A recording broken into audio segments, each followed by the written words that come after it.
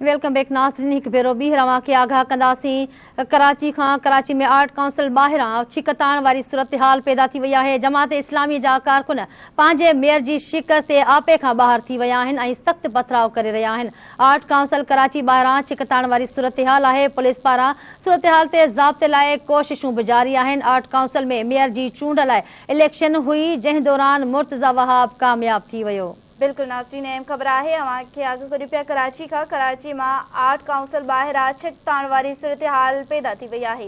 जमात इस्लामी जा कारकुन पंहिंजे मेयर जी शिकस्त ते आपे खां ॿाहिरि थी विया आहिनि ऐं सख़्त पथराव करे रहिया आहिनि।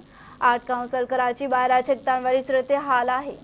इन जा वधीक तफ़सील मालूम कंदासीं। कराची खां धरती टीवी न्यूज़ जो रिपोर्टर इमदाद सुमरा सां लाइन ते मौजूद आहे। इमदाद सुमरा, अवां उते मौजूद आहे, इन वक़्तु छा सूरत हाल आहे? हिन वक़्तु आर्ट काउंसिल में पिणु मौजूद आहियूं। जॾहिं त अॼु कराची जे मेयर ऐं डिप्टी मेयर जेका आहे उहा चूंड थी चुकी आहे, जंहिंमें कराची जे मेयर जे लाइ मुर्तज़ा वहाब जेको आहे उहो 173 वोट खणी कामयाब थियो आहे। जॾहिं त जमात इस्लामी पारां पीपुल्स पार्टी जे मेयर जी कामयाबी खां पोइ जेको आहे सो आपे खां ॿाहिरि निकिरी काउंसिल ॿाहिरां जेको आहे पीपुल्स पार्टी जे जालनि ते जेको आहे सो सख़्तु पथराव कयो, जंहिं सबबु पीपुल्स पार्टी जा केतिरा ई कारकुन जेके उहे पिणु ज़ख़्मी थी पिया। जॾहिं त आर्ट काउंसिल ॿाहिरां जेको आहे मैदान जंग बणिजी वियो। पुलिस ऐं रेंजर्स जी वॾी नफ़री उते पहुची जहिड़े खे पिणु टारियो। जॾहिं त हिन वक़्तु बि जेको आहे आर्ट काउंसिल ॿाहिरां छिकताण वारी सूरत हाल आहे। ॿिन्ही सियासी जमायतुनि जा कारकुन आम्हूं साम्हूं आहिनि। पुलिस जी वधीक नफ़री खे पिणु हिते तलब कयो वियो आहे। जॾहिं त पुलिस जेको आहे सो जमायत इस्लामी जे कुझु कारकुननि खे पिणु हिरासत में वरितो आहे। हिन वक़्तु बि जेको आहे आर्ट काउंसिल ॿाहिरां छिकताण वारी सूरत हाल आहे।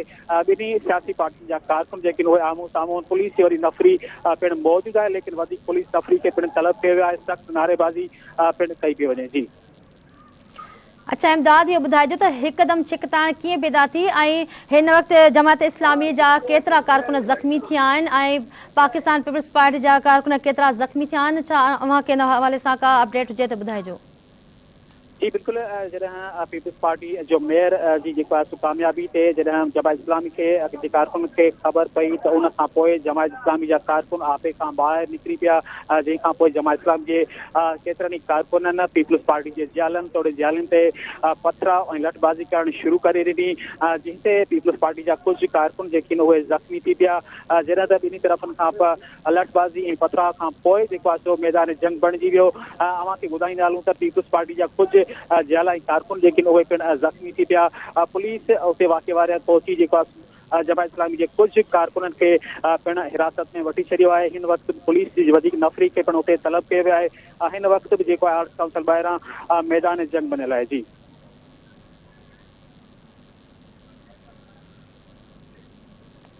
अच्छा इमदाद, इहो ॿुधाईंदा हलो त पीपी जा केतिरा कारकुन ज़ख़्मी थिया आहिनि? छा हुन में औरतूं शामिल आहिनि?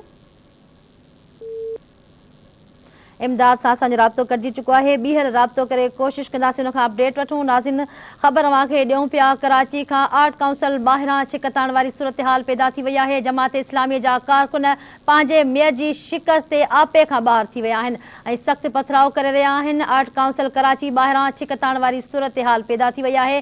पुलिस पारां सूरत हाल ते ज़ाब्ते लाइ कोशिशूं बि जारी आहिनि। बिल्कुलु नाज़रीन, आर्ट काउंसिल में मेयर जी चूंड लाइ इलेक्शन हुई, जंहिं दौरान मुर्तज़ा वहाब कामयाब थी वियो आहे। अहम ख़बर है नाज़रीन, अवां सां शेयर करियूं पिया कराची मां आर्ट काउंसिल ॿाहिरां छिकताण वारी सूरत हाल पैदा थी वई आहे।